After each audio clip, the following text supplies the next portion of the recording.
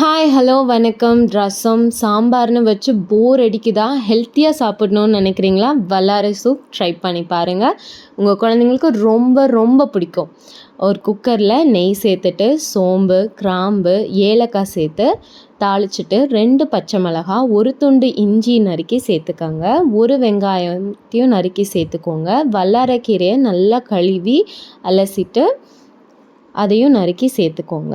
சேர்த்து நல்லா வதக்கிட்டு 3 தக்காளி நறுக்கி சேர்த்து, அரை கப்பு பாசிப்பருப்பு சேர்த்து, மஞ்சத்தூள், உப்பு சேர்த்து ஒரு விசில் வச்சுடுங்க. ஒரு விசில் வச்சு இறக்குனதுக்கப்புறம் செம்ம டேஸ்டான வல்லாரை சூப் ரெடி. வல்லாரை உடம்புக்கு ரொம்ப ரொம்ப நல்லது. உங்கள் குழந்தைங்களோட மெமரி பவரை இன்க்ரீஸ் பண்ணுறதுக்கு வல்லாரை கட்டாயமாக சேர்த்துக்கோங்க. சென்ட்ரல் நர்வ் சிஸ்டம்க்கு வல்லாரை சாப்பிட்றது ரொம்ப ரொம்ப நல்லது. இதோட கொஞ்சமாக உருளைக்கிழங்கு வறுவல் இல்லைனா வாழைக்காய் வறுவல் சேர்த்து சாப்பிட்டு பாருங்கள், அல்டிமேட்டாக இருக்கும். Please like, share and subscribe. Thank you.